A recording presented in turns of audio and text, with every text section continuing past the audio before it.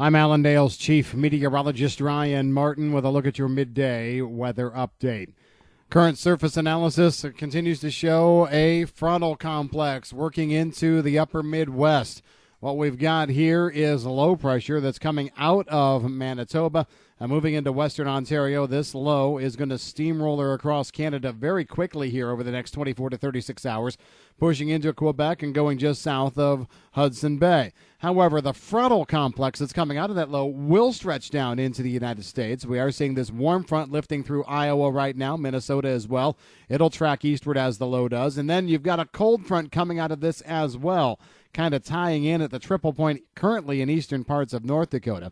The cold front is something that we have to watch because we're going to be seeing temperatures start to surge up a little bit across the Corn Belt as we go through tomorrow. And then this cold front sags down to right near the I-80 corridor across parts of Iowa, northern Illinois, northern Indiana.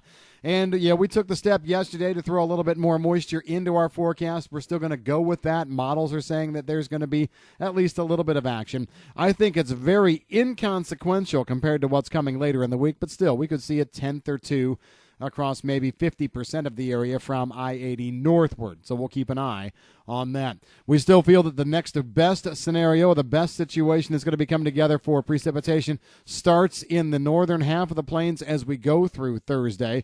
It'll be pushing into the western Corn Belt Thursday night into Friday, and then it will track eastward. This low looks very strong. Very similar to what we saw this past weekend, and it should spread good rain with it. What's real interesting is the kind of pattern that this kicks off. You know what? It's not like it's a one-and-done deal. The first front comes through, then we get a secondary wave of moisture to come up the front Sunday into Monday. And honestly, we're kicking off a fairly active pattern Tuesday through Thursday into Friday next week. The best way to probably tackle this is the way that we talked about it online this morning and the way we've been hinting at back into yesterday. That is, take the period from Thursday night, Friday here this week, go a week from now, Thursday night, Friday next week. In that period, I think we can see 1 to 2.5 inches of rain across about 80 to 90% of the Corn Belt. It's not all going to come at once. Some areas are going to be seeing heavier rains initially with the first front.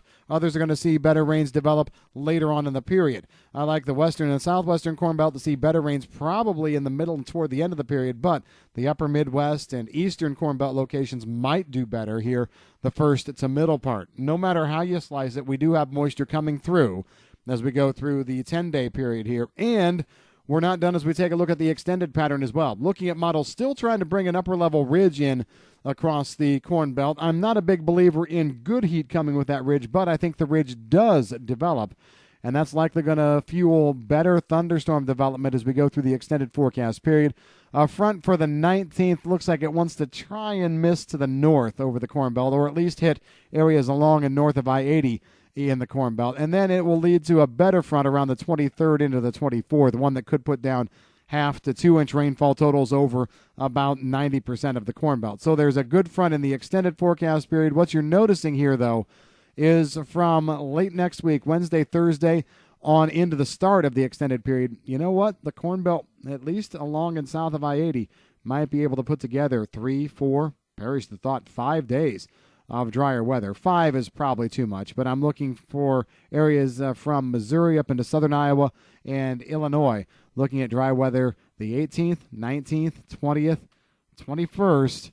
It'll probably be the 22nd before moisture works in there. So those areas that are being talked about now as being well behind on soybean planting, maybe if the cards just fall right, we'll be able to talk about a window of opportunity here in just a week and a half to 2 weeks.